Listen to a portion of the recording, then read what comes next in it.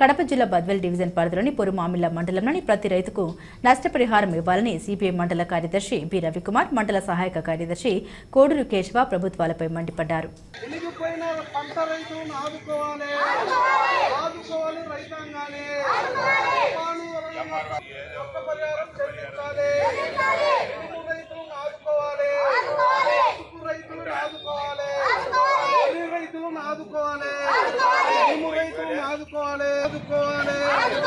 ఈ ప్రాంతంలో నష్టపోయిన రైతులను ఆదుకోవాలి, నష్టపోయిన రైతులను ఆదుకోవాలి, నష్టపోయిన రైతులను ఆదుకోవాలి. 4 మండలాల్లో పూర్తిగా నష్టపోయిన రైతులను, 4 మండలాల్లో పూర్తిగా నష్టపోయిన రైతులను కోర్మామిళ్ల మండలంలో నష్టపోయిన రైతులను పరామర్శించే విషయంలో భారత కమ్యూనిస్టు పార్టీ సిపిఐ ఆంధ్ర రైతు సంఘం ఆధ్వర్యంలో రాష్ట్ర పిలుపు మేరకు ఈరోజు కోర్మామిళ్ల మండల రెవెన్యూ కార్యాలయం దగ్గర ఈ నిరసన కార్యక్రమాన్ని చేపట్టడం జరుగుతూ ఉంది. ఎందుకు ఈ నిరసన కార్యక్రమం చేపడుతున్నామంటే మొన్న మొంతా తుఫాను వల్ల అనేక మండలాల్లో గ్రామాల్లో చాలామంది రైతులు ఉల్లి పంట, పసుపు, తర్వాత పత్తి, అరటి, జామ ఇలాంటి పంటలు ఎన్నో రైతులు ఎంతో కష్టపడి వేసుకుంటే మొంతా తుఫాను వల్ల పూర్తిగా పంట నీట మునగడం, మొలకలు రావడం, పూర్తిగా కుళ్ళిపోవడం జరిగింది. ఆ మొంతా తుఫాను నుండి ఇంతవరకు కూడా ఏ ఒక్క అధికారి కూడా ఏ ఒక్క రైతు దగ్గరికి వెళ్ళి మీరు ఎంత వేశారు, ఎంత నష్టం కలిగిందని చెప్పి విచారించడము ఎప్పుడు లేదు అని చెప్పి మేము అడుగుతూ ఉన్నాము. ఈరోజు ఆంధ్ర రాష్ట్ర ప్రభుత్వం, కూటమి ప్రభుత్వం రైతుల పట్ల మేము ప్రేమ చూపుతూ ఉన్నాము, రైతుల పట్ల మేము ఆసక్తి కలిగి మేము అధికారులు పనిచేస్తూ ఉన్నారని చెప్తా ఉన్నారు. కానీ ఇంతవరకు కూడా ఏ ఒక్క రైతు దగ్గర కూడా ఏ ఒక్క అధికారి వెళ్ళలేదు. ఈ క్రాప్ చేయించుకున్న వాళ్ళకు డబ్బులు పడతాయంటున్నారు.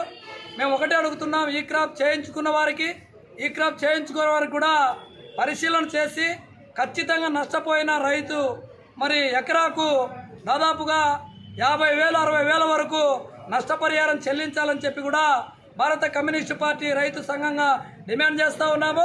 అలా లేని పక్షంలో రైతుల పక్షాన మేము ఉన్నాము.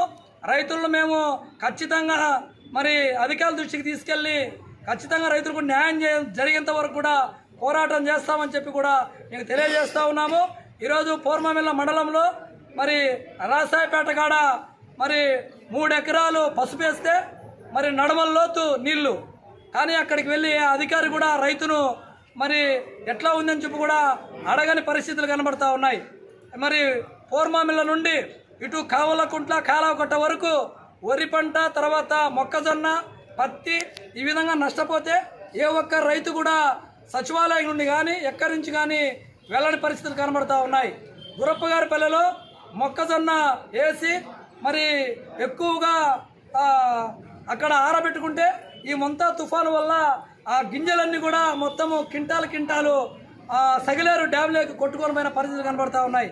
అక్కడికి వెళ్ళి ఆ కుటుంబాన్ని ఏ ఒక్క అధికారి కూడా పరామర్శించలేదు.